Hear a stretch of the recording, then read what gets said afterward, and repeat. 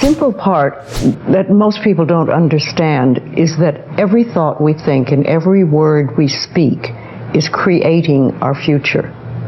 It's as though our thoughts go out into the universe and are accepted and brought back to us as experience.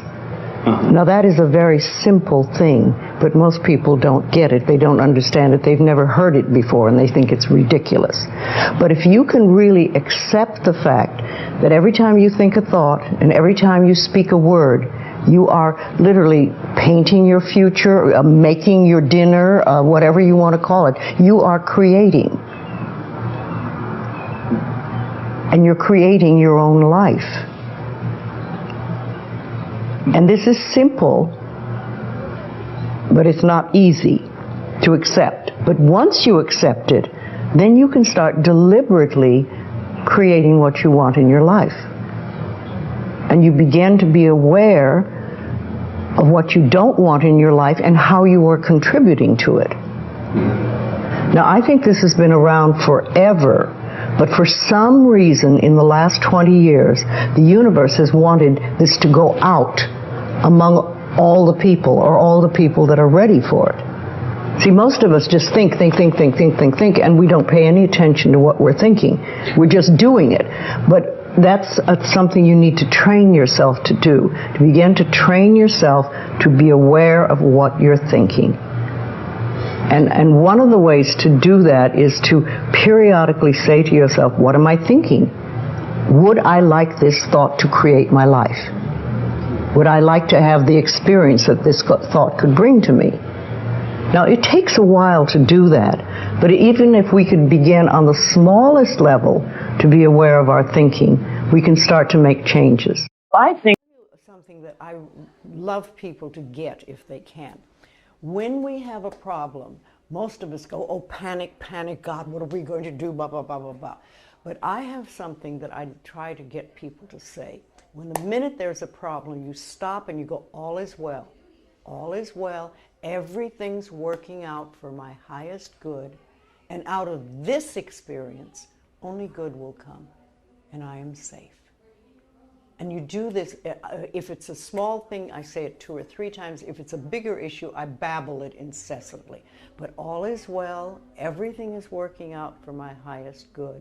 Out of this situation, only good will come, and I am safe. Now this quiets your inner turmoil down long enough for the universe to find the solution to the so-called problem. See, when there's problems, we don't have to fix problems so much. We need to fix our thinking and our attitude about how we respond to them.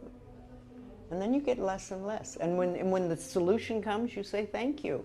Prosperity is just money. But really, there's many, many other things that come under this auspices of prosperity.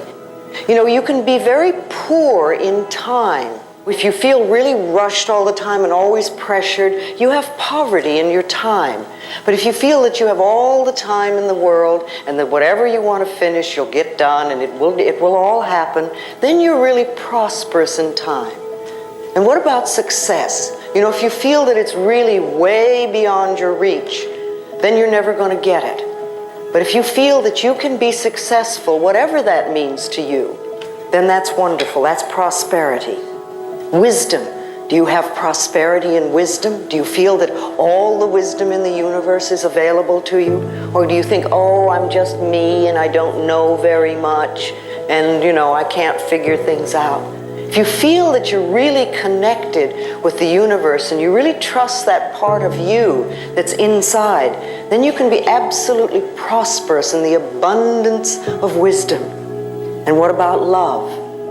Do you feel that you have an abundance of love? Or are you very poor in love? Is there just a little bit of it in your life? How about joy? Do you feel you're really prosperous and have an abundance of joy? Or is that something you just allow yourself a little bit of now and then? And you really are very poor in joy. And then what about beauty? Do you see beauty everywhere? Do you allow yourself to experience an abundance of beauty? And of course there's money then. There's money too. You know, what do you let yourself have? I like to use that image a lot of the ocean, standing in front of the ocean with a container in your hand. You know, and you're there and you have this container, but what is it? Is it a thimble with a hole in it? Is it a small cracked cup? Is it a mug? Is it a vase? But no matter how much you have, whatever your container it is, and no matter how much you're taking from the ocean of life, and even though we're all standing there, we're not robbing each other, and there's plenty for everyone. And no matter how much we take, there is no way we're going to run that ocean dry. It's absolutely impossible. And if you can see yourself standing at the ocean of life in the same way, and remember the container that you have is your consciousness, and you can always change your consciousness.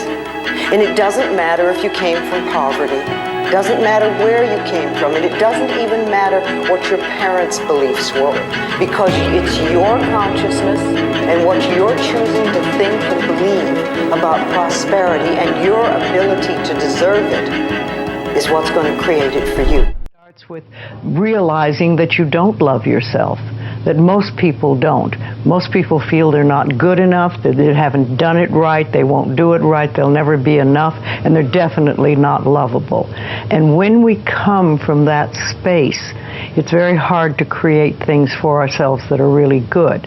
So in the early days when I worked with people, I used to fix this problem and fix that problem, and you'd have this, a health thing, and we'd work on that and we'd work on this. And one day I discovered, much to my amazement, that if I would help people learn to love themselves, to really accept themselves as they are, we didn't have to work around problems, because it was almost like a miracle. Everything seemed to fall away. It's a hard one for people because we grow up believing that we're not good enough and nothing is right. I remember lots of times I would ask people, well, what is really wrong with you? What have you done that is so terrible that you're not acceptable to yourself? And I never, ever got an answer that made any sense. You know, they might say something like, well, I'm too fat. Well, so, you know, but when you talk about loving yourself, a lot of people think that that's vanity. But it isn't really. It has nothing to do with that. That is narcissistic. But to really care for you and to acknowledge that you are an important being. It's almost like in the Bible they would say, you recognize that you are a child of God, that therefore you are perfect.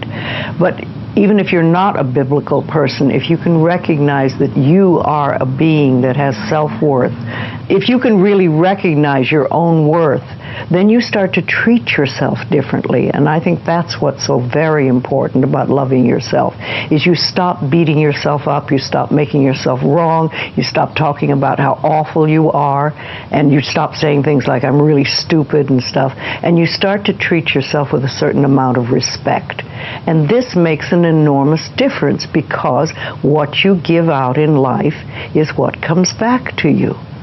So if you're giving out a feeling of, I'm okay, I'm good enough as I am, and I am acceptable, and I love life, and I love me, and you start having gratitude for yourself and for life, then life treats you differently, because you are having a different vibration that you're giving out and getting back. And that's when things really start to flow.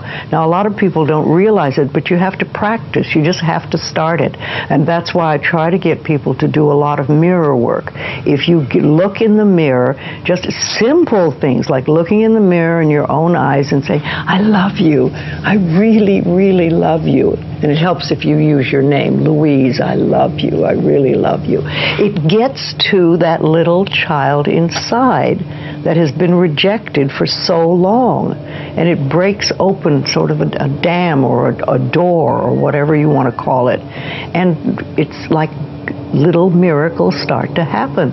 Lots of little good things happen, and the universe loves grateful people. The more grateful you are, the more you get to be grateful about. A job you don't like, if you're in a relationship you don't like, if you're in a house you don't like, and you want something new, begin to bless with love. Interesting. To bless with love where you are. and know that you're releasing your current situation with love. If it's a job, release it with love to the next person who will be delighted to have it. If it's an apartment, do the same thing. If it's a relationship, release that person with love to happiness which is meaningful to them. And that leaves you free to create